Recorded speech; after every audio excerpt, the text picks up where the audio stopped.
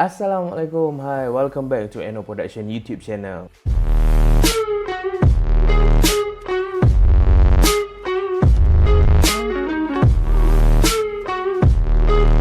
So, untuk screen review kali ni, aku nak share dengan korang satu movie dekat Netflix, Chernobyl 1986.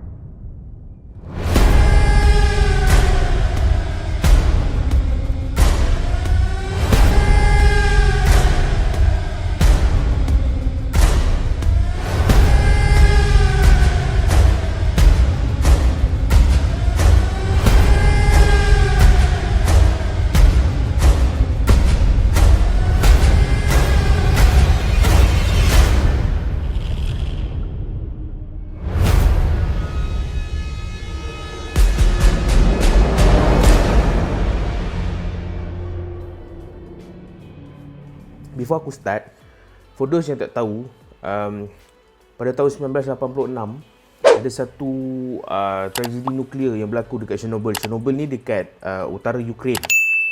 And pada tahun 1986 tu dia bawah pemerintahan Soviet Union. So dia belum lagi berpisah dengan Rusia masa tu. Okay, so basically ada loji tenaga nuklear dekat Chernobyl tu. And pada aku tak ingat tarikh dia, tapi aku ingat dia pukul 1.30 macam tu, pukul 1.20 pagi tahun 1986 dia meletup. Dan bila dia meletup, ada macam-macam benda yang terjadi lah. Kalau korang nak tahu detail dia, korang boleh tengok sebelum ni HBO dia ada keluarkan satu mini series, tak silap aku dalam 5 episod, yang dia menceritakan, dia breakdown apa yang terjadi dalam Chernobyl tu. And untuk movie ni, Chernobyl 1986 ni, dia dikeluarkan oleh Rusia. Dia bukannya Hollywood yang keluarkan. So aku excited nak tengok sebab movie ni terjadi zaman Russia tengah dalam teknologi nuklear. Dia tengah rasa diri dia kuat. Chernobyl 1986. Cerita ni, okay, aku akan terus je bagi rating ni lah. Lepas tu aku akan explain kenapa aku bagi rating macam ni. Dia tak menepati expectation aku. Aku bagi rating dia 3.1/5. Okay, kenapa? Okay, first of all kita cakap pasal casting dia dulu. Honestly aku tak boleh nak borak sangat pasal casting dia. Pasal dia punya actor or actress or director or writer, aku tak tahu, aku tak kenal. So apa yang aku boleh cakapkan is dia punya storyline. First of all, dia punya karakter utama dia, which is Alexei, aku tak tahu macam nak sebut. Dia merupakan seorang chief bomber lah. Dia macam ketua pegawai bomber. And dia karakter dia bukannya hero yang macam selalu diportraykan dalam filem-filem tau. Dia bukannya seorang hero yang baik. Dia bukannya seorang hero yang berjiwa wira tu. Okay, first yang membuatkan aku tak suka dengan karakter dia, dia tinggalkan girlfriend dia. And then first act of the movie, dia orang try nak get back, and they find out dia ada anak dengan ex-girlfriend dia tu. So dia ceritalah pasal kerja dia dekat bomber tu apa semua. And the first and second act of the movie is very boring sebenarnya. Banyak benda yang build up kepada apa yang nak jadi dekat Chernobyl tu, which is letupan tu. Tapi sayangnya, movie ni tak menceritakan apa jadi dekat Chernobyl tu sebelum letupan dan semasa letupan. Dia lebih fokuskan kepada watak hero ni, watak Alexei ni. Dan apa yang aku rasa, ini benda yang paling mengecewakan is that dia punya, dia ada satu character development yang bagus. Cuma, aku tak tahu lah, ini mungkin tujuan creators of this film. Dia nak menunjukkan yang bahawa setiap pengorbanan setiap hero tu, dia tak memerlukan seorang yang someone yang baik. Even though kau bukannya seorang yang yalah alim or setia or baik, gila baik punya, kau boleh do heroic punya act. And apa yang Alexei ni buat is tak adalah heroic sangat. It's just that dia actually apa yang dia buat tu sebenarnya ada sebab. Dia bukan buat tu sebab untuk semua orang.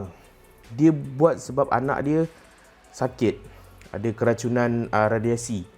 And dia ada satu agreement dengan government punya organisasi masa tu, yang siapa volunteer untuk buat serta-serta kerja ni, dia orang akan bawa pergi Switzerland untuk buat rawatan special yang boleh sembuh. So the reason why Alexei ni setuju nak jadi volunteer is sebab dia nak anak dia pergi dapat rawatan dekat Switzerland tu.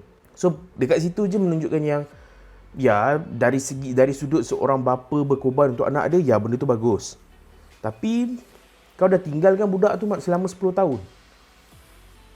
Alasan dia sebab dia tak tahu dia ada anak, which is ya, tapi kau dah tinggalkan girlfriend kau kot. And another thing yang membuatkan aku tak suka dengan karakter Alexei ni, even though dia hero dalam movie ni, is that dia seems to tak tahu apa yang dia kena buat untuk buat heroic act tu.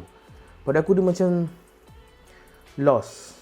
It's not bukannya aku nak mengutuk mereka hero-hero dalam situasi dalam tragedi Chernobyl tu, tak. Aku nak cakap pasal this movie. Kalau korang nak borak pasal Chernobyl, apa yang jadi semua, macam aku cakap tadi, kau boleh tengok video dekat link bawah ni. Video ni akan explain apa yang jadi.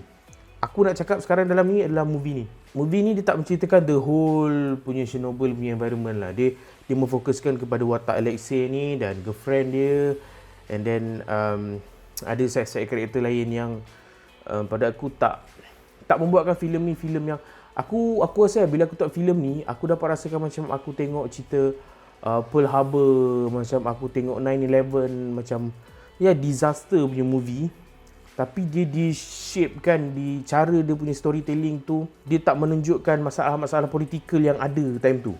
Kalau korang tahu, Chernobyl ni dia ada masalah-masalah politikal yang masa tu kerajaan sorok benda ni, and then ada sebab-sebab tertentu kenapa loji kuasa nuklear tu meletup. Benda tu dia tak sentuh dalam movie ni. Dia just nak cerita pasal Alexei dan pengorbanan hero-hero yang ada masa Chernobyl tu lah. And aku dapat rasakan sebenarnya dalam situasi kita ni, dalam keadaan COVID-19 sekarang ni, maybe aku tak tahu kalau Hollywood mungkin dalam 2-3 tahun dah ada movie pasal COVID dah.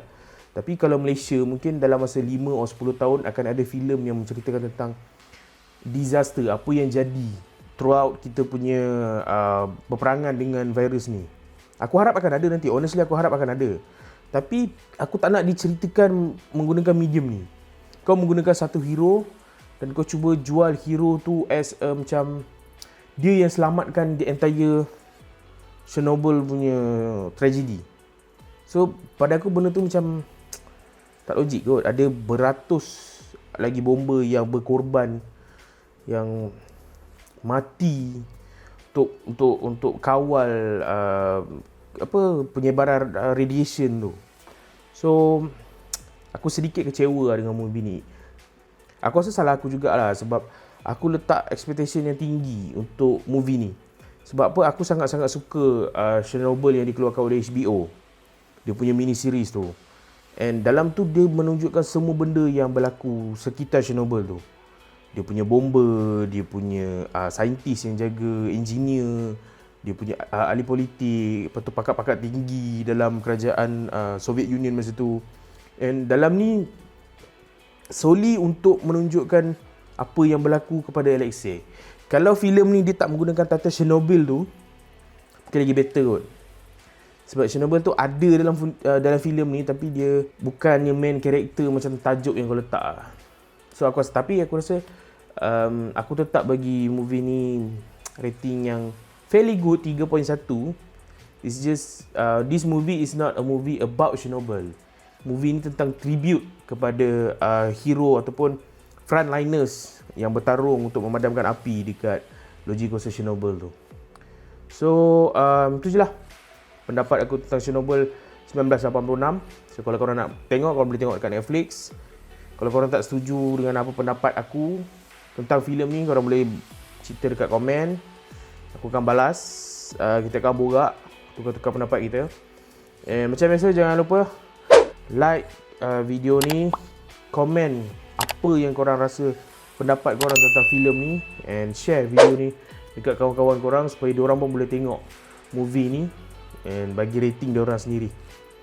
So itu je daripada aku untuk screen review kali ni. See you guys in the next review. Assalamualaikum. Bye bye.